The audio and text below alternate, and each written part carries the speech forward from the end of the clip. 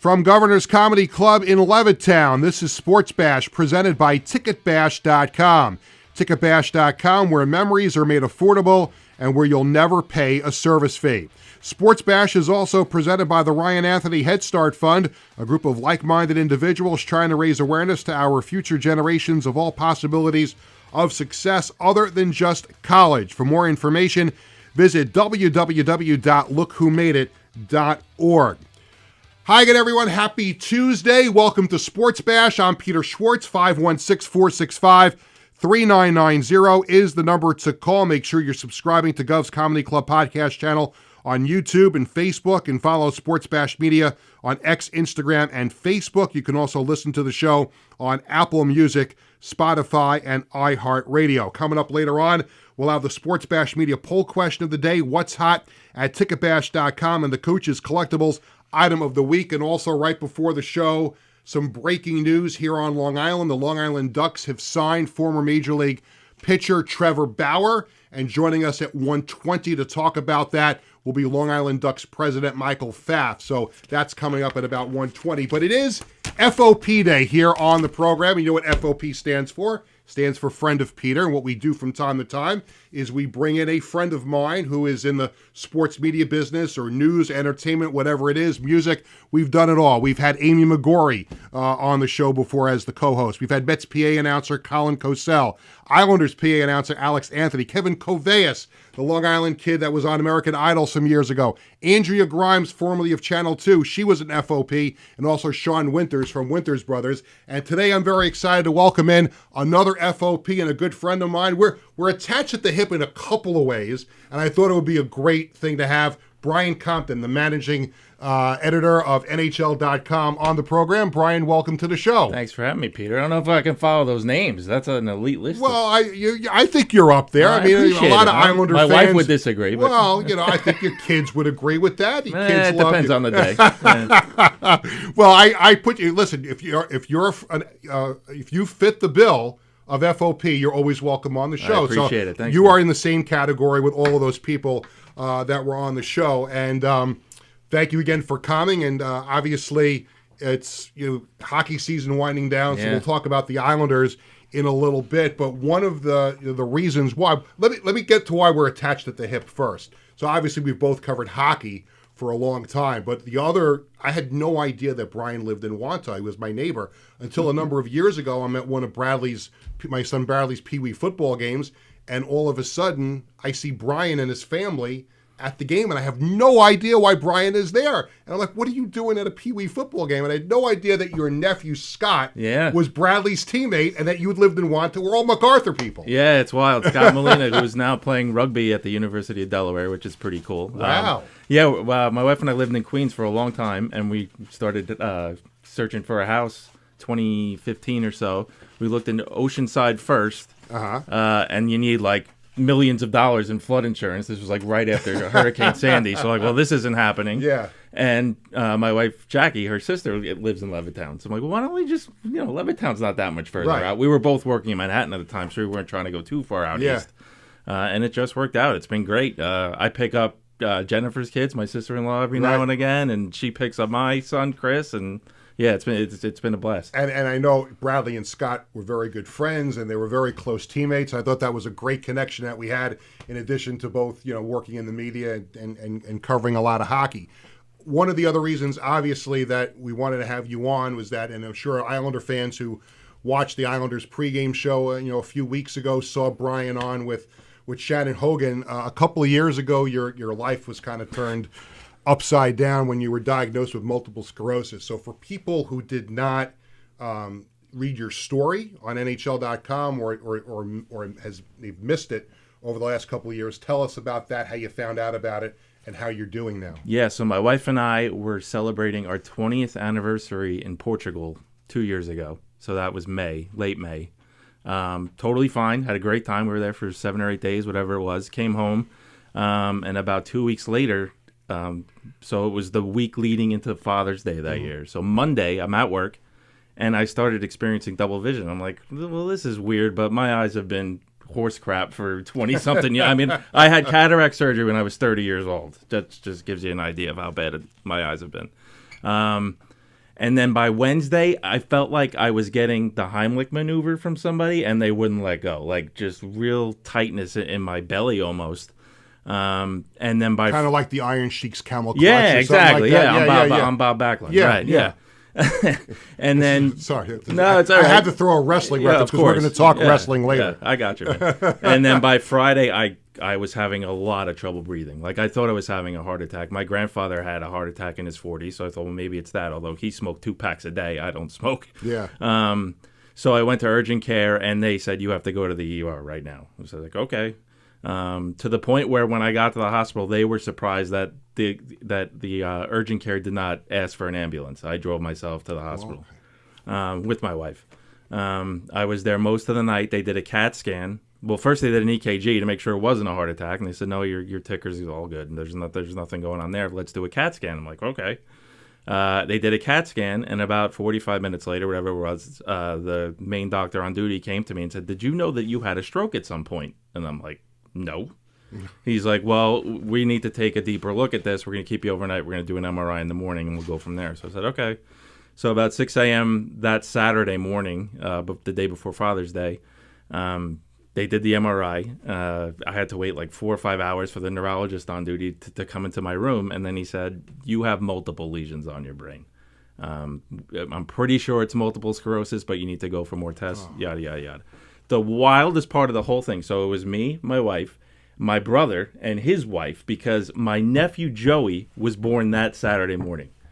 So the family's like, wow, we have this, and then, holy crap, we have this. What's going on with Brian? So it was just like, so I try to keep that Saturday. Some Father's Day. Well, yeah, that part sucked, but I try to hang on to the positive. Like, that's always going to be Joey's birthday. Like, I don't want anyone talking about what happened to me, because, I mean, why take away from him, right? So, yeah, so I was officially diagnosed in July, and I started treatment in August, and, it's had ups and downs, but more ups than downs, so it is what it is. I do what I can to stay healthy. And how do you feel most days? I mean, are you still able to live a somewhat normal life on a day-to-day basis? Yeah, I mean, when it wants to be a pain in the ass, it's a pain in the ass. Actually, it's my left leg more than anything else, but it feels very heavy.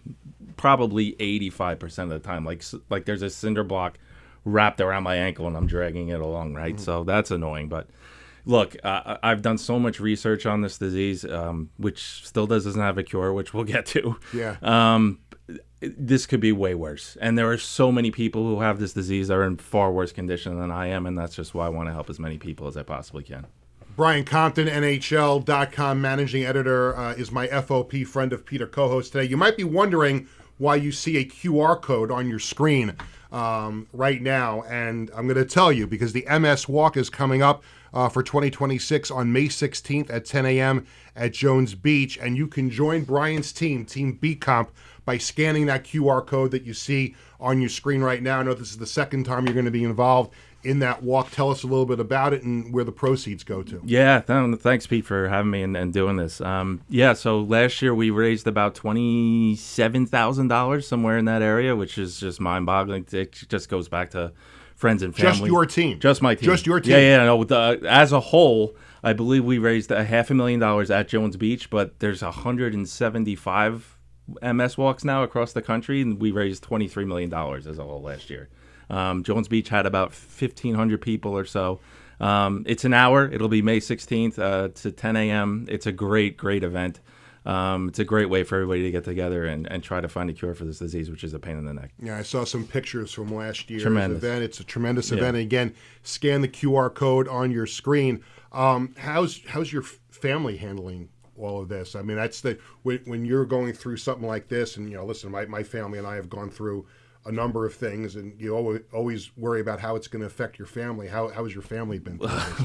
I'm glad you brought that up. Well, here's the kicker. My mom has it too, and was diagnosed after I was. She's going to be after. She will be 76 next week. But it took forever for her to get the proper diagnosis. She had what they called a mini stroke in 2000 or 2001. That was probably a relapse, and nobody knew it. Then she moved to Florida, and she was having problems with her hands, and they told her it was carpal tunnel syndrome, which obviously it wasn't. Yeah, it took until last year for her to finally get diagnosed. That's unbelievable. Yeah, it's wild. But our family, our whole extended family, Pete, is just off the. I mean, they've been so supportive. It's been fantastic. Yeah, and listen, when you go through something like this, it's great to have a great support system, and that I know it's not the end all be all, but it does help a lot For sure. when you have that support system around you. We're going to talk more about the walk a little bit later on in the show, but first it's time for the Sports Bash Flash, and it's presented by the Marty Lyons Foundation, granting wishes for more than 43 years. For more information, please visit martylyonsfoundation.org, and also don't forget the 6th annual Marty Lyons Foundation NFL Draft Party is coming up on Thursday, April 23rd at Great South Bay Brewery in Bayshore. I am so excited to be, for the 6th straight year, the host and the MC of that event. It's a great night. You get to see the Jets pick at 2-16 if they stay at both spots. The Giants, and I know Brian's a big Giant fan. Yeah, big time. They pick 5th, but it's a great night of food and football and drinks. And Marty is there, obviously. Other former Jets, Kenny Schroy is there as well. Sometimes Greg Buttle makes an appearance. Bobby Jackson's always there. There's some other former NFL players. Jake Fiedler has been there a lot. So it's great. If you have never been there, if you're going to go back again, please get your tickets. About 300 people were at last year's draft party. It's a wonderful event. I circle it on my calendar every year. You know what day it's going to be because it's round 1 of the NFL draft. But it's a great place to go, see the games. All the games will be on TV that night, not just the draft, but there's plenty of TV, so you'll have a lot of fun. Yesterday, the Yankees beat the Mariners 5-3, and the Yankees are off today before playing their home opener tomorrow in the Bronx with Will Warren on the hill for the Bombers. The Mets lost to the Cardinals 2-1 in 11 innings. Yesterday, the Mets are in San Francisco to open up a series with the Giants. David Peterson gets the start for the Mets. NBA, the Knicks beat the Grizzlies 130-119. Hockey, the Rangers host the Canadiens tonight. The Devils entertain the Capitals. It's an off day for the Islanders, who practiced earlier today as they get ready to host the Flyers on Friday night. And that leads us into our next topic of conversation. It's the Islanders' playoff push. As we speak right now, the Islanders are in a playoff spot, but they have hit kind of a wall here this week with that horrific loss Not to much the Penguins. pushing going on right now. No, they're not pushing. They're getting pushed back a little bit. But the horrific loss to the Penguins on Monday night at UBS, followed the next night by a loss to the Sabres, where they had the game tied until a few minutes to go. Just like the Ottawa game where they gave up the goal with a few seconds left. They were just a short time away from at least getting a point. Yep. As you look at this Islander team now, what they've been through all year, staying in this playoff race, how do you assess these final 6 games coming up for them? It's been such a weird year. I mean, talk about winning the lottery. They won the lottery with Matthew Schaefer on and off the ice. Just everything he does offensively in his own end for an 18-year-old playing 27 minutes a night or whatever it's been. Incredible. It really is. But more importantly, off the ice. I mean, all the kids that he hangs out with and shoots the stuff with, because of kids who have also experienced tragedy like he has, losing his mom and his billet mom 11 months apart or whatever it was. It's been really tough, but they've shown resiliency over the course of the year, which gives me hope that they'll make the playoffs. But man, they've got to clean some stuff up in their own end of the ice. The Penguins are basically a lock to get in. The only thing that the Islanders have going for them, despite these losses, is that the teams around them don't seem to be very interested in making the playoffs either. So we'll see how it goes. Right. It's almost as if they have to, not that they're going to ignore the Penguins the rest of the way, but they almost have to just concentrate on where they are right now and making sure they get in, whether it's as the 3rd team in the Metro or one of the 2 wild card spots. And they can start helping themselves by beating a team that's pushing them for one of those spots, and that's the Flyers tomorrow night. Yeah, these are all must-wins, obviously, right? Like every game is a must-win the rest of the way. I mean, Philly's a team that they played pretty well against over the course of the year. They had that game in January down there where that was maybe their best game of the season start to finish. I think it was 4-0 or whatever it was. But, this is the first of 6 games left. 5 of them are at home, which is a benefit. They played pretty well at UBS over the course of the year. It's just a matter of getting a lead and holding on to it. They haven't been good at protecting leads. They've been very sloppy in their own end of the ice. They have a lot of things to clean up and not much time to do it. So there's a lot of things coming up down the pipeline for the Islanders down on the farm and in juniors, and we've all seen the clips of Keyshawn Aitchison in junior. We saw Victor Eklund make his debut at Bridgeport, Cole Iserman as well. So there's a lot of stuff coming up down the pike, but I think if you told Islander fans you'd be in a playoff spot with 6 games to go in the season. I think people would have signed up for it before the season. I know I would have, but I think the way that they got here in the last couple of weeks, it would probably be extremely disappointing to everybody if they didn't make it at this point. You have to make the playoffs, just given how the teams around them have played. People would have signed up for this in late August, early September, but nobody knew how good Matthew Schaefer was going to be right out of the chute. Just getting back to Matthew for a minute, I mean, he's been so good for them. But they just, again, they have to roll 4 lines. They have to take short shifts. They have to get more offense from guys like Duclair and Barzal. Shoot the puck, man. I mean, he's been getting a boatload of points, but they're mainly assists. I mean, and he has a lethal shot. I remember talking to Barry Trotz years ago. Barry would beg the guy to shoot the puck. It's mind-boggling. It really is. Sometimes he just looks to pass and looks to skate around. Yeah, for sure. So they need more offense from him in the goals department. This is a crucial game Friday night. Saturday is going to be huge too. That's the other thing. These are all playoff games. They're all playoff games, and Carolina's not. That's not a lock, right? So No. they have to get 2 points on Friday night. Victor Eklund, I mentioned, made his AHL debut last week, and there's already been some whispers on social media, people talking about, well, maybe if the Islanders really need a jolt here at the end of the season, he looks kind of like he's adapted to the North American game already. I don't see how the Islanders could bring him up at this point. I mean, let him finish the season in Bridgeport. I don't know why people I think people are just grasping at straws to try and find something for the Islanders to do. I mean, you lose a game, Pete. This is what comes up. 13 years on the beat. This was year in, year out. This is what they do, right? Which is fine. I love the passion, but you got to let the kids develop properly. You're not Matthew Schaefer. Like, again, the Islanders won the lottery on and off the ice with Matthew Schaefer. Yeah. He's a freak of nature. They call lightning in a bottle. They're not. Victor Eklund is not going to save this season. He's no question. A couple of quick things before we take a break. Number one, do we see Anders Lee back with the Islanders next year? I hope so. I hope so too. Anders he's the guy that you want leading this team on and off the ice. Everything he does. He's a wonderful human being. He can still play. People complain about his skating. You know what? I put out a tweet a couple of weeks ago about he had a really good game. Maybe he had 2 goals or something like that. And people just respond to it with all this hate. And I don't understand. He's washed up. He can't play. He's not the washed next up. Game, he scores a goal. I'm like, yeah, he's really useless, right? And then we were at the game against Florida, my family and I think he had a goal. Yeah, he had a goal in that game. And my son turns to me and goes, yeah, Dad, he's really useless, right? How could people say that about him? Because they complain about his skating. And look, it's not the greatest, but he is one of the hardest working guys on the ice every single night. I see no issue with Anders' game at all. I really don't.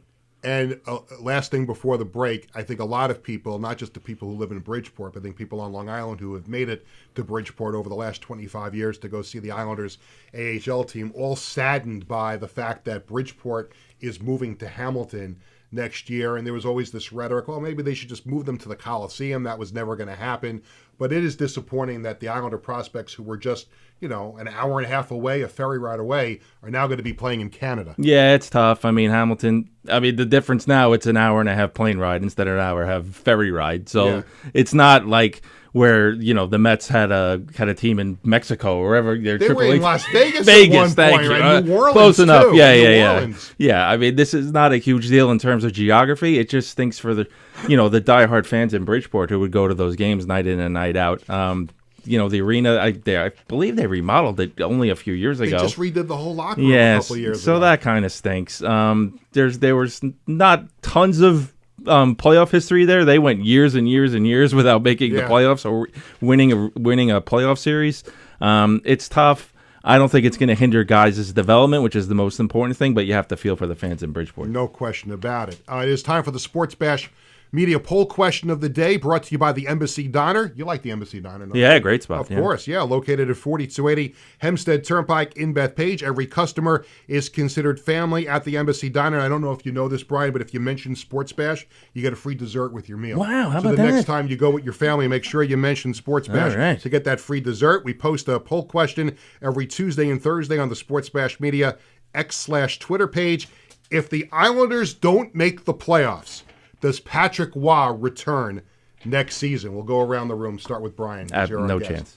No chance. No chance. Tony, does Patrick Waugh? By the way, I forgot, we have FLP. I almost forget that Tony is here. Tony Walker, my producer, and the host of the Knock 'em Dead comedy show weekdays from 11 to 12:30 here at Governors. Does Patrick Waugh come back if they don't make the playoffs? I hope so. You hope so? Yes. See, I don't think he's going to come back, and I think they'll make a coaching change. He's not. I mean, look, this goes back to any team that hires a new GM. He was not. Matthew Darch did not hire Patrick Waugh. It's not. Right. It looks like they have a pretty good working relationship, which is great. But I think Matthew Darch is going to want his own guy if they don't make the playoffs. 100% agree with that. Brian Compton from NHL.com, their managing editor, is my FOP friend of Peter co-host for the day. When we come back here on the show, we're going to talk about some breaking news here on Long Island with the Long Island Ducks signing Trevor Bauer. Michael Pfaff, the president of the Ducks, is going to join us via Zoom when we come back right after this. Hi, I'm Peter Schwartz. And I'm Vinny Tickets. We want to take a moment to talk about our fantastic sponsor, the Embassy Diner. Embassy Diner has been a beloved staple in the restaurant industry for over 50 years. And the great thing about it is when you walk through the door, you're not a customer, you are family. Every visit promises to be filled with warmth, love, and respect. And here's an extra treat. If you mention Sportsbash during your visit, you enjoy a free dessert on the Embassy Diner. Come on down to the Embassy Diner, where great food and great company are always on the menu. Visit the Embassy Diner, located at 4280 Hempstead Turnpike in Bethpage. Welcome back to Sportsbash, presented by TicketBash.com. I'm Peter Schwartz. We'll get back to our FOP, friend of Peter, co-host Brian Compton, in just a few minutes. But in case you missed the beginning of our show or haven't seen it on social media, the Long Island Ducks today making some big waves in the sports world with the signing of a former Major League pitcher and Cy Young Award winner Trevor Bauer. And on Zoom with us to talk about it is the president of the Long Island Ducks, Michael Pfaff. Mike, it's Peter. How are you? Hey, Peter. How are you? Good to see you. Good to see you too, as well. And obviously, this is a big day for the Long Island Ducks. You know, through 25 plus years of playing in the Atlantic League here on Long Island, they've been no stranger to former Major League players on that team and also around the Atlantic League. But this came out of nowhere today. This was a big surprise. Tell us about Trevor Bauer joining the Ducks today. Yeah, thank you. And Trevor is, as you said, a guy with 10 years big league time, Cy Young Award winner, and he, quite frankly, had a lot of choices as to where he was going to start the 2026 season. I know there were opportunities in NPB in Japan, in Mexico, where he's had a lot of success the past few seasons, and he chose Long Island. I know that there were also teams in our league and other MLB partner leagues that were offering opportunities and very interested in having him. And he chose Long Island because he saw it as the best showcase for him to get another opportunity in Major League Baseball. So that's the goal for him, and we're excited to have him. Before we get to the baseball aspect of it, obviously with his signing comes the baggage and the past story of his off-the-field issues. As an organization, did you have to do any extra due diligence and talk to him about what had happened, or were you confident based on news reports that this was going to be a good signing for your team? Well, I spent a significant amount of time on the on the phone with Trevor and his agent. They're both highly intelligent and understand the opportunity here and what the Ducks stand for. And when you look at the landscape and how other players of his strata have utilized this showcase to get other opportunities and better opportunities in the game. Most recently, Jackie Bradley Jr., Daniel Murphy, the guys that on the mound have done really well, Dontrell Willis, Rich Hill. I don't know that anybody's had more success after pitching for Long Island than Rich. Obviously a player like Trevor sees that and wants to have the same experience. So, for us, it's about putting a great product out on the field and fulfilling our promise to the fans of Long Island. And giving them the cleanest, safest, most fan-friendly and affordable way to spend a night and watch a great baseball team win some ball games. And we're thinking that Trevor's going to do well there. No question about it. We're talking to Long Island Ducks president Michael Pfaff on a day when the Ducks announced the signing of former Major League pitcher Trevor Bauer. And from a baseball perspective, I would imagine the one guy around the ballpark right now that's really smiling is your manager, Lou Ford, because, every, fifth or sixth day, he's going to get to write down Trevor Bauer's name on that lineup card. How big of a factor was Lou's input in bringing Trevor to the Ducks? Yeah, it was absolutely a team decision, from ownership and our coaching staff to the front office here. And Lou is very excited to pencil in Trevor Bauer as his opening night starter. So opening night is April 21st. And the goal right now, Trevor is currently scheduled to be our opening night starter. That's at home here, April 21. And that means it lines up his second start would be on the road Sunday the 26th, and his third start would be Saturday, May 2nd here at the ballpark, which is also Frank Bolton Appreciation Night. Yes. I'll have you know, Peter. I wanted to bring that up too while I had you on, and obviously, baseball fans all over Long Island. I guess the news came as a surprise when Frank Bolton sold the team to Rev Entertainment, which is a company that's run by the Texas Rangers, and you have worked for Frank for a long time, and I know how fond you are of him, for obviously, and for me, going back 25 years with Frank, remembering when he brought professional baseball to Long Island, and it's the end of an era, but I don't think it's a sad thing. I think it's a time to actually be happy about the fact that Frank loved Long Island so much that he did everything he possibly could to bring the Ducks here. Absolutely. And Frank will never not be a part of this. This is Frank's baby. He's the founder, not just of the Ducks, but of the Atlantic League. I'm very pleased to report that I still speak to him almost every day, and I don't anticipate that ever changing. I hope that never changes. He's a special friend. He's a special person. And he is the father of the Ducks, and that will never change.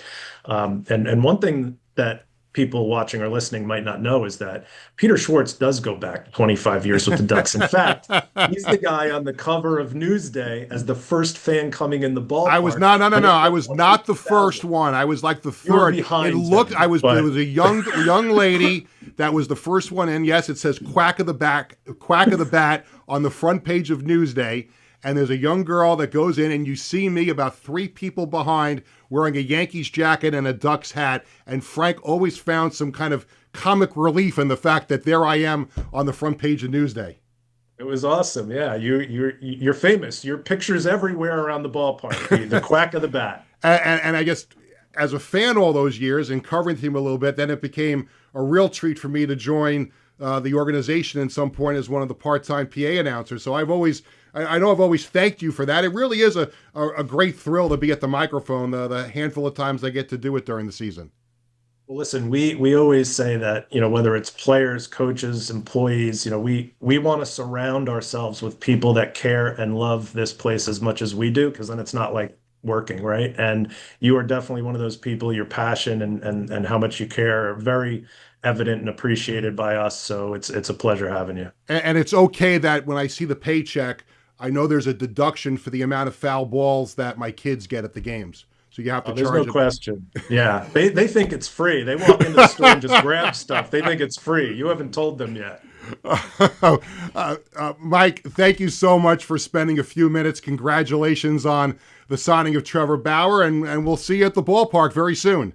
We'll see you at the ballpark. Opening night, April 21. Thank you guys. I appreciate it. Mike Pfaff, the president of the Long Island Ducks, on a big day for the organization with the signing of Trevor Bauer. And I'm going to bring Brian Compton back in, our FOP co-host for the day. What was your reaction when I told you about it?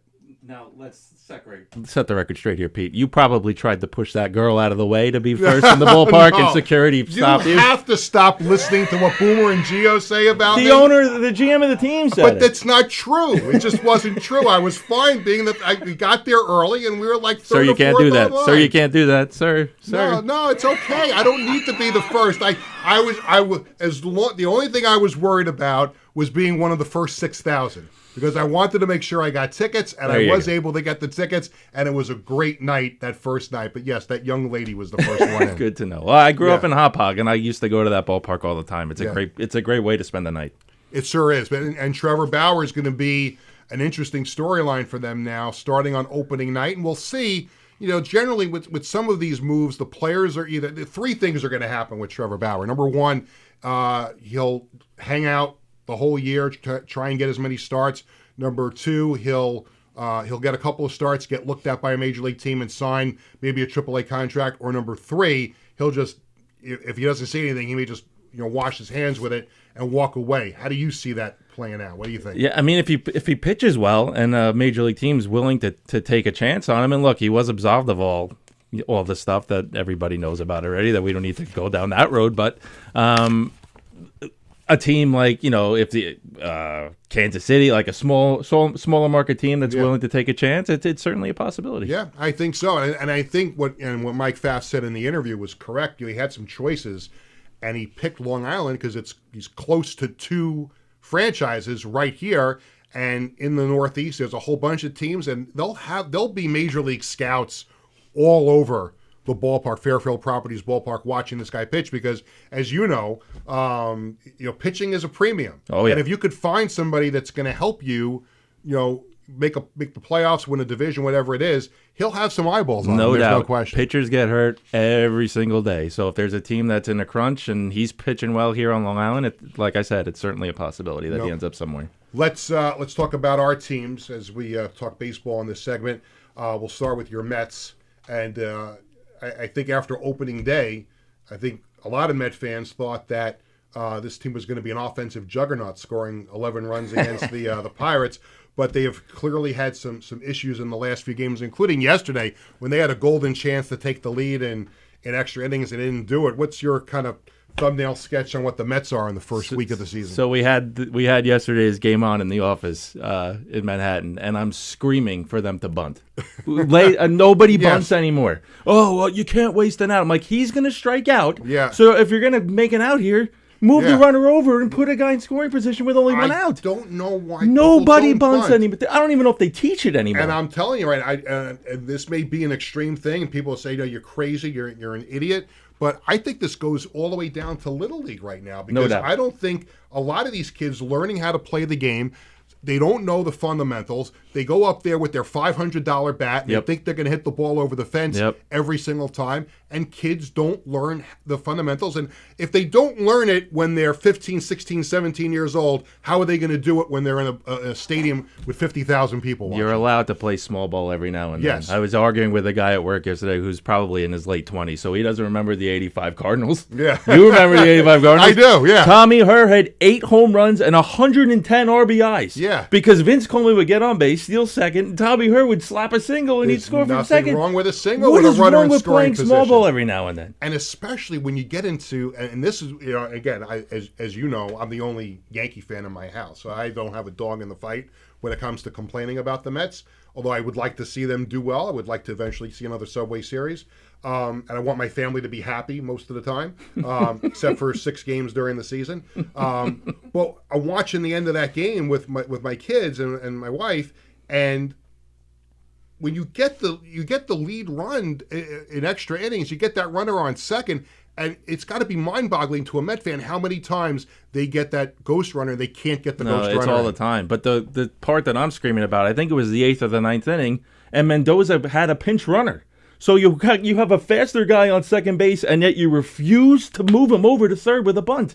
Why? And God forbid, even if you don't bunt, God forbid you move the runner over. Right. You hit the ball to the right side. Yes. And move the runner over. And that still doesn't happen as well. As for the Yankees, this is mind-boggling to me, even as a fan, how well the starting pitchers have done so far in the first 6 games of the year without Garrett Cole, without Carlos Rodon, without Clark Schmidt, and they've just been able to pitch lights out the starters that they've had, and it's gotten them off to a 5-1 start. Well, this is the difference between the Mets and the Yankees. No matter what happens with the Yankees, they figure it out and they still win games. It's unbelievable. It's maddening is what it is.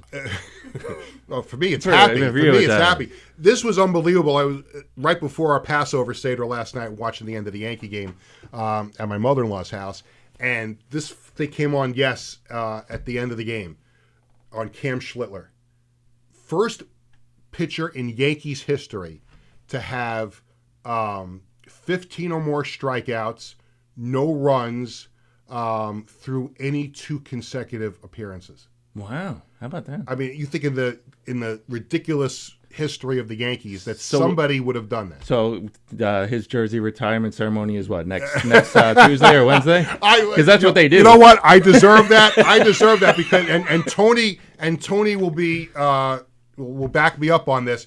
I have said here on the show that the Yankees have retired way too many numbers. Right. There are some numbers that have no business being retired. So I do, and that is a very, very it's a correct criticism. I mean, of the team. the Mets are nowhere close, but they're starting to go in that direction too. I mean, Carlos Beltran. I loved Carlos Beltran. I know everybody points to striking out to end the series and everything. He was the best center fielder they ever had. Yeah. But you can't tell me that he should have his number retired before Gary Carter. That's ridiculous. It's ridiculous. I usually go with when you're going to retire a player's number. Right. And Carlos Beltran, I could go either way because he played a majority of. The first thing I look at is how much of his career did he play with that team, and he meets that criteria because he played the biggest chunk of his career with the Mets. But you also, I mean, to me, you have to be dominant, during your time with that team, and you had to have really made a significant impact on the franchise, and that's where you can really go either way. And if you want to go the way that you don't retire his number, the Mets didn't win a championship during his time. Right. I mean, I don't mind that they didn't win the championship. I like I said before, he's the best center fielder they've ever had. I think he was a dominant player for 3 or 4 year stretch, which isn't very long if you're going to retire somebody's number.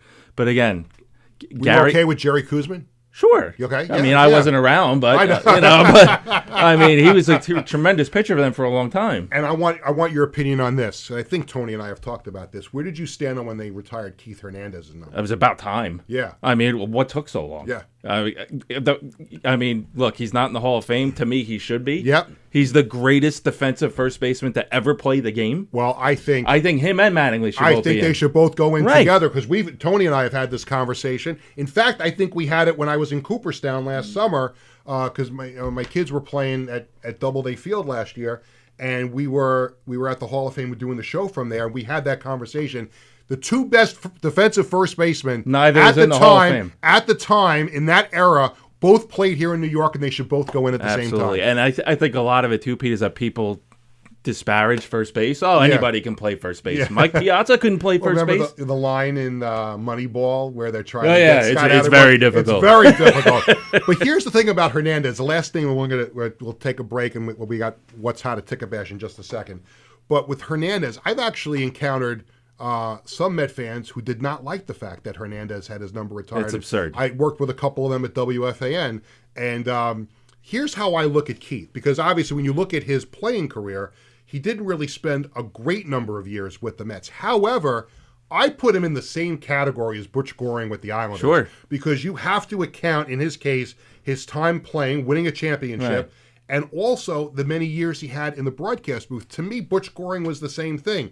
He was the missing link, and he won 4 cups. He was a coach with the Islanders, and all these years as a beloved broadcaster. Yeah. So I think they're both... Butchie should be in the Hall of Fame, too, and he's not, which is ridiculous. Yeah, I think he should be in the Hall of Fame. I totally agree. Yeah. And the Hall of Fame wanted his helmet, and he said, no, it's a package deal. Good for him. Yeah. That sounds exactly like Butchie. But Butchie was the final piece to that puzzle. Yeah. Keith was the first. Yeah. I mean, they don't do anything without Keith Hernandez. No. Nothing. No. And remember, again, it was kind of like... I'm sure there have been other examples of this, but you've seen all the documentaries and how miserable Keith was when he first found out he was getting traded. Well, they were terrible. Yeah. But then once he kind of thought about it, I think his father convinced him that it was the right thing to do. Thank you, Mr. Hernandez. Yeah, there you go. It's time for What's Hot at Ticketbash.com. The Yankees play their home opener tomorrow against the Marlins, and they'll play Miami again Saturday and Sunday. The Knicks host the Bulls Friday at the Garden. Friday night, the Islanders host the Flyers at UBS. How about this on Saturday? The first ever professional women's hockey league game is at Madison Square Garden. The New York Sirens hosting the Seattle Torrent. That game is sold out, Brian. Good for that whole league. I love it. It's fantastic. It's going to hopefully it's going to grow the game among young girls on Long Island. Hockey's obviously very big here now. We're seeing more and more NHL players. Brandon Boosie in Carolina now. Absolutely. From Sound Beach. It's fantastic. So, I can't wait to see the atmosphere there at the Garden. It should be great. Well, the game is sold out, but you can get your tickets at Ticketbash.com. Also, concerts and shows. Jim Gaffigan at the Beacon Theater, April 9th, 11th, and 12th. Lady Gaga at the Garden, April 13th.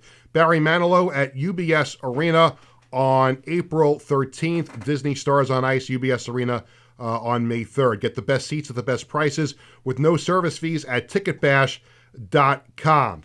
When we come back, we're going to talk about, we know Brian is passionate about hockey. We know he's passionate about baseball and the Mets specifically. But here's another thing that Brian is passionate about, and that is WWE. And WrestleMania is coming up. Oh, yeah. And when we come back, he's also passionate about the rock group Kiss. Yep. But due to legal reasons, we could not play any Kiss music. Tony, right? We're gonna run into trouble if we play a Kiss song. A lot of trouble. We've had some problems. For the small price of $15,000, you can play my music. We had some issues in the past. I don't want to get into it with playing music and videos and stuff like that. So we'll just say that you were a fan of Kiss. But another big passion is WWE, and we're going to talk about that when we come back with more Sports Bash right after this. Hi, I'm Peter Schwartz. And I'm Vinny Tickets. We want to take a moment to talk about our fantastic sponsor, the Embassy Diner. Embassy Diner has been a beloved staple in the restaurant industry for over 50 years. And the great thing about it is when you walk through the door, you're not a customer. You are family. Every visit promises to be filled with warmth, love, and respect. And here's an extra treat. If you mention Sports Bash during your visit, you enjoy a free dessert on the Embassy Diner. Come on down to the Embassy Diner, where great food and great company are always on the menu. Visit the Embassy Diner, located at 4280 Hempstead Turnpike in Bethpage. In 1982, the Marty Lyons Foundation began with a single heartfelt mission: to bring moments of joy and hope to critically ill children by granting wishes that make their dreams come true. Since that day, we have touched the lives of over 8,600 families, raising over $44 million to grant wishes that offer a beacon of light in their darkest times. These precious wishes cost an average of $7,100 each. And your support is crucial to our mission. Every donation, big or small, makes a difference. And with 84 cents of every dollar going directly to supporting our families, you can rest assured your support truly changes lives. The Marty Lyons Foundation operates 11 chapters in 14 states now, working tirelessly to reach as many children as we can. This dedication goes hand in hand with our commitment to transparency and accountability, earning us top ratings on Charity Navigator, Great Nonprofits, and Candid, which underscores our dedication to those we serve. The Marty Lyons Foundation grants wishes to children ages 3 to 17.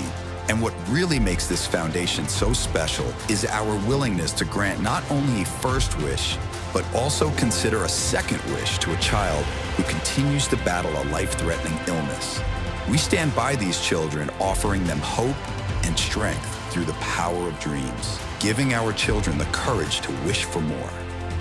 What's your purpose in life? Is your purpose in life to live in the big house and drive the nice car? No. Your purpose in this life is to make it a little bit better for those that follow and realize that we live for today to see a better tomorrow. Visit MartyLyonsFoundation.org to learn more and get involved. Welcome back to Sports Bash, presented by Ticketbash.com. I'm Peter Schwartz, our FOP friend of Peter co-host today, the managing editor of NHL.com, and a good friend of mine, Brian Compton. And don't forget the MS Walk is coming up at Jones Beach on May 16th. May 16th, 10 o'clock. And don't forget to scan the QR code on your screen to join Team B Comp and help them raise a boatload of money as they try to find a cure for this. And I know since you were on, I think Shannon Hogan on the pregame show has a bigger audience than we do here. Oh, come on. I don't get no, I'm fairly certain that that's the case. But what was the reaction from Islander fans after that? It was good. Everybody, I started getting DMs, how you feeling? Which I can't thank everybody enough for all the support that I'm getting. And I've said this. Islanders country, when they have a chance to help people out, they do. Yeah, of course. And Shannon was one of the first people who donated right after that whole pregame show, which she's just the best. I mean, she has brought so much enthusiasm and excitement to Islanders broadcast since they brought her on. So, I mean, thank you to Shannon. Thank you to Joel Mendenbaum, Steve Knapp, the directors over there. I haven't covered the team in a few years now, Pete. Yeah. For them to agree to have me on just to talk about this was really, it meant a lot. Great people, and it was a great segment. And again, scan the QR code to join Team BCom for the Walk MS at Jones Beach. I mentioned before the break, your passions are hockey and baseball, and I think the Giants, right? Oh, yeah. The Bigfoot, big Giants. But I know, because we're friends on Facebook and social media, and everywhere Brian and his son go for wrestling, he posts about it on Facebook. Look, I post a ton of stuff too, but you've seen of course all my family stories going up on Facebook. But you are a huge fan of WWE and wrestling, and WrestleMania 42 is right around the corner, April 18th and 19th. How are you enjoying the road to WrestleMania? There's some things I'd like to see change, but I think CM Punk is a buddy of mine, so I'm thrilled that he's going to main event night 2. I mean, this is something that I know he had main event in night 1 last year, but this is something that he hadn't done before that. So some of the matches look like they're going to be a lot of fun. Some of the storylines are meh, but the show should be fantastic. They're going to have they're going to have a ladder match. Those are always fun. I mean, I always worry about guys breaking their necks and stuff, but it should be very entertaining. It's interesting to me, as also someone, I don't think I'm as psycho about it as you are. I used to be a passionate follower of it. I've gotten back into it. I watch a lot of the clips. I keep up with it. I went to Saturday night's main event last year at the Coliseum. Were you stuck in that traffic jam afterwards too? No, I wasn't. Oh my God, what a disaster! It was a traffic jam, and luckily we got out fairly quickly. It was actually a disaster getting in. Really? Because they only had the one line going into the building through the box office. And it was the first, I think it was the first. Oh, yeah, it was freezing that night. It was freezing, and they only have, now if you remember, if you grew up going to Islander games in the Coliseum or anything at the Coliseum, you could park in any of the parking lots, and there would be the box office entrance, and they had the doors all around. You can go in 5 different places. Right. Now, since they renovated it and they've got nothing there, it's basically, they only opened up, and I think that was the first sellout for anything that they've had since Beauvillier's goal. Probably, right? Yeah. So they could not handle the crowd. No, there was it was one awful. line going in. It was awful. And it was ridiculous. But I followed it closely. I make sure if I miss anything, I look at it on social media. This is going to be 2 interesting main events because you have CM Punk against Roman Reigns, right, and then you have Cody Rhodes against Randy Orton. And this, to me, almost was going to have a feel of Hulk Hogan and The Rock because when they went into that match at the Sky Dome back then, The Rock was the favorite and Hulk Hogan was the heel. But if you remember that, they had to completely pivot the whole match. They had to pivot because the crowd went nuts for Hulk Hogan, and in this case.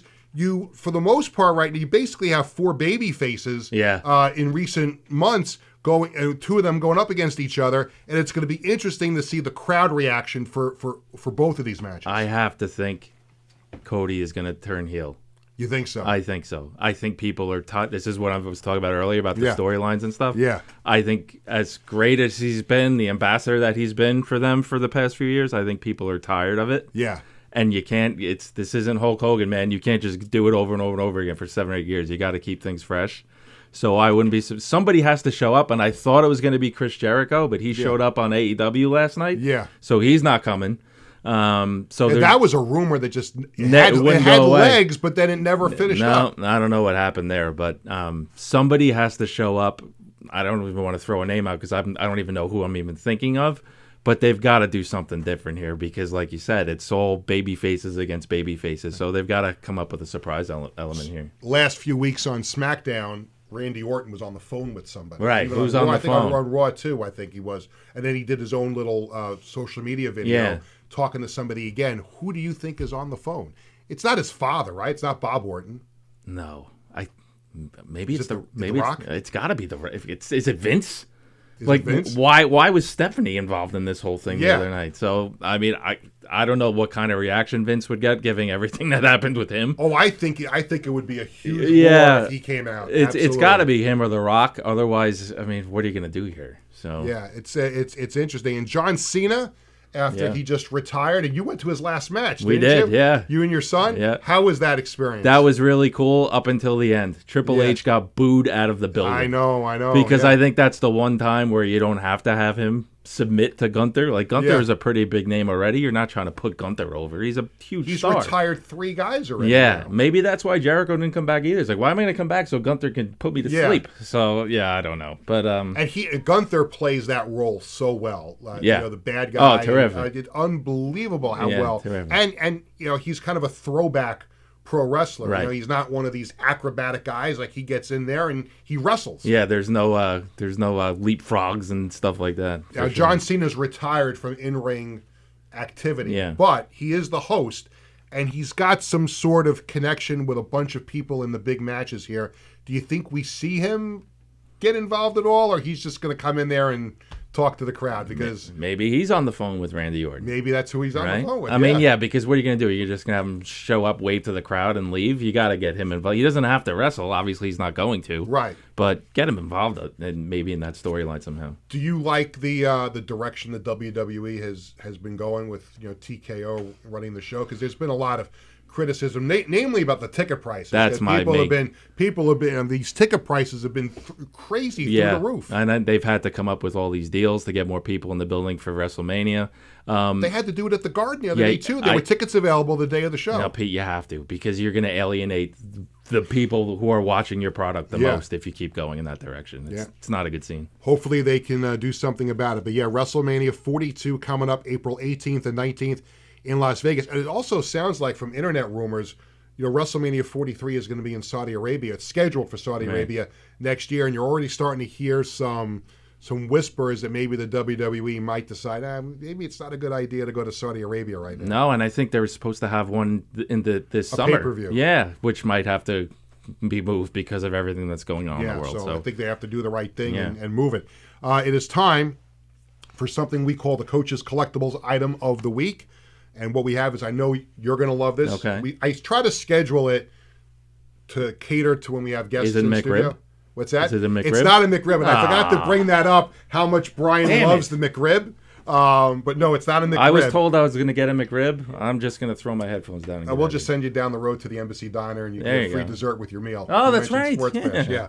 yeah. What we have here are beautiful David Wright and Jose Reyes framed autographed jerseys with photos. You could take a look at it. That screen is on a 30-second delay, so Okay. you'll see it pop up there in just a second, but it's a framed black David Wright jersey and a framed black Jose Reyes jersey. You'll see it up there in just a second. Coach's Collectibles, your number one source for 100% authentic sports memorabilia and live public autograph events. And the next public event that Coach's Collectibles is doing is a Mets watch party with Doc Gooden at Bull Smith's Tavern. It's the Mets against the, I almost was going to say Oakland A's, soon to be Las Vegas Yeah. A's. Sunday, April 12th, 1:40. Doors open at noon. Do you see the jerseys I up do. there? Those are pretty cool, I right? think we should just put those in a box and ship them to Howie Rose, because Howie loves the black jerseys. I love Howie. Just kidding, Howie. Doors open at noon. There are drink specials and more. Bull Smith's Tavern is located at 115 West Main Street in Smithtown. Check out Coach's Collectibles online, www.coachescollectiblesny.com, and use code SPORTSBASH for free shipping on all of your orders. Also, former Giants running back Tiki Barber, I know you've heard of him. Of course. I kind of work with him. I'm kind of on the same team still.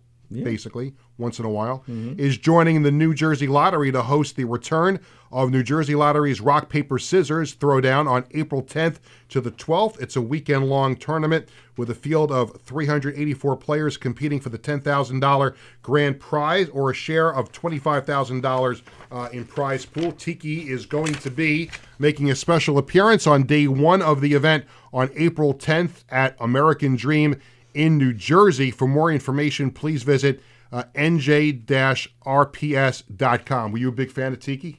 Oh, love Tiki. Yeah. I mean, I thought he retired too soon. Probably, but, he's taking care of his body. I'm sure Tom Coughlin loved that Tiki finally stopped fumbling the football. Well, that was Tom Coughlin fixed Tiki Barber. That's amazing because he fumbled all the time. All the time. And then he basically stopped doing it.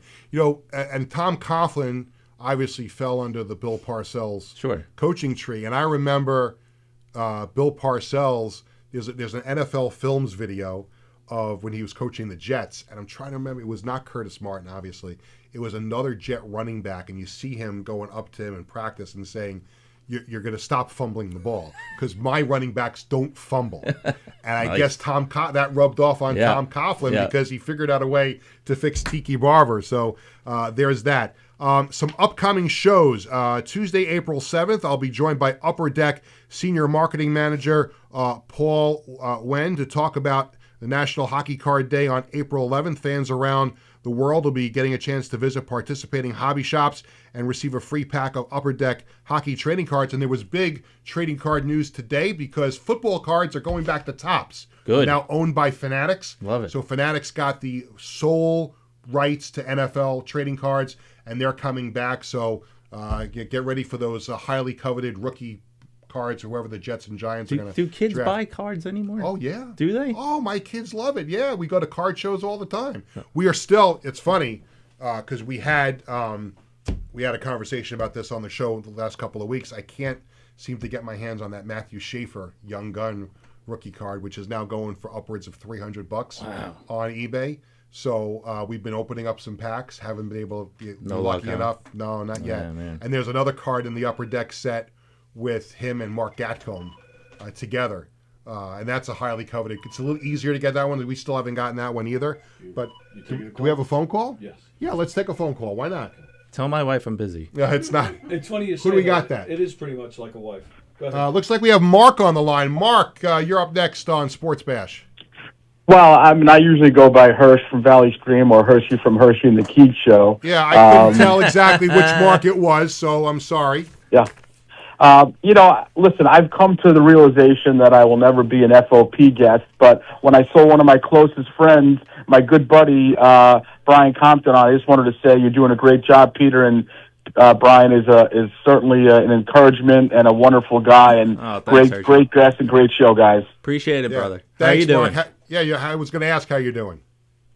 Yeah, everything's good. Everything is good. We had, I'm sure Peter saw, we had Jigs on the other day. We were talking about you, Brian, on the air the other day, and obviously he's fond of you. And I've had a chance to spend some time with him at the last couple of Think Happy events. And man, he's a wonderful guy. I know Peter knows him for many years, and so do you, Brian. And he's just great. And it's just wonderful things going on at the studio there. I mean, listen, for you and you guys being together there, you know each other for a long time, and it's just been a great hour of radio. I've been paying attention. It's been fantastic. By the way, I got a bone to pick with you and Tony. Uh-oh. Yeah. You ready for this? I see on Facebook you guys went to the Long Island Nets game not long ago. Where was my invite? Well, that's interesting. Me and Keegs were invited because it was from Tony. Tony is the head of the special needs unit for the PAL, and I guess he had a couple of extra tickets, and me and Mike were lucky. So you have to ask Tony on that. I'm not passing the buck, but I was just a guest myself, like Peter. Yeah. Tony, Mark Hershey and the Keek said they would only go if you didn't go. If I didn't go, that I believe. There you go. Now we're getting down to the brass tacks of this. Hirsch, go ahead. Yeah, well, again, this was on Tony. We had a wonderful time, and I'm sure that next time when we go, and there will be other times because the team has already contacted Tony that you will be part of that guest list, Peter. All right, sounds good. I appreciate that. I like a good Long Island Nets game once in a while. Yeah, we had a great time, and we should all go. That's wonderful. But BC, I'll talk to you. We'll get together for a stick in my driveway soon. Okay, buddy? I'll be there, brother. All right, Thanks, pal. Talk to you guys. Take care. Bye now. Oh, Bye. love him. Yeah, Love him. he's great. He was angry at me for a very short time because I forgot who the guest was I had. I was promoting an upcoming show and upcoming shows, and I had some really good guests on back-to-back shows. And I said, and Hershey would always ask me for help sometimes in getting guests. And Tony, do you remember this when I read a couple of names? And I said, I bet you when Hershey finds out that I got these guests, he's going to be really, really annoyed. and I was just doing it like I busted his chops a little bit. And then Tony told me he was really angry that I did that. Yeah, man, that sounds like I rubbed them the wrong way. He mentioned Jigs though, and I said it on his show too. Jigs McDonald texts me on my birthday every year. Every year. He always wishes me a happy birthday on Facebook, and he's never said no to coming on the show. No, he's the best. Oh, he is outstanding. Yeah. It's interesting you bring him up because now that Pat LaFontaine is in the Islanders Hall of Fame, there is still a backlog. And I've written some stories about this. There is a backlog of people who belong in the Islanders Hall of Fame and are not. And I was on my soapbox for a long time about Pat. Because, listen, people can say till the cows come home, well, he has to be traded and then he walked away. And there are reasons why both of those things happen. He still deserved to have not just, I could go either way on the number retired, but he belonged in the Islanders Hall of Fame. Thankfully, they did it. The next person I'm going on my soapbox on, I am on a mission. I've talked to John Ledecky about this. They've got to put Jigs in the Hall of Fame. Jigs and Jimmy Devellano. Stefan Pearson. Jimmy Devellano drafted everybody. Yeah. Like Bill Torrey told him, you're in charge of the draft. Yeah. Like Bill Torrey drafted Mike Bossy. Bill, I love you. God rest your soul. Jimmy Devellano drafted. Oh, yeah. Al Larbert doesn't coach the Islanders if Jimmy Devellano isn't told Bill to hire him. Absolutely. Oh, by the way, and another person that people bring up, and Tony's going to put the meter on because we're going to run a couple of minutes overtime.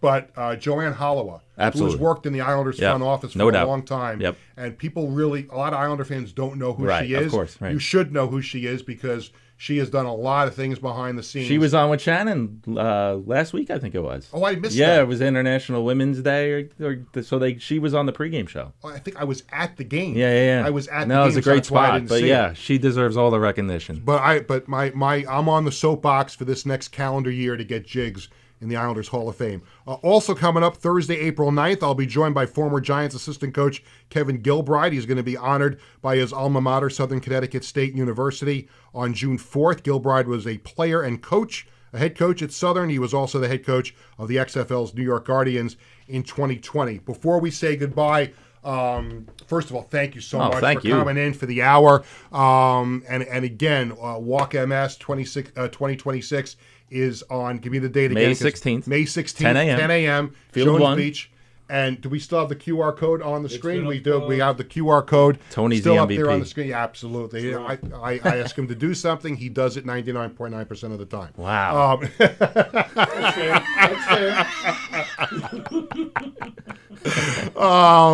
But it's a great event, and if you want to join Team B Comp and help raise a ton of money for the fight against MS, just scan that QR code. Absolutely. Or if you just want to toss a few shekels to help find the cure for this, that's more than welcome as well. Yeah, always good to see you, my friend. Thank you, brother. Thank you very Appreciate much. it. That'll do it for this edition of Sports Bash, presented by TicketBash.com and Ryan Anthony's Heating and Air Conditioning Service. Thanks to my FOP. To my left, Brian Compton from NHL.com. Thanks to Tony Walker. Thanks to our social media coordinator, Leanne Burgess, who has made an appearance here in the studio today. Yes.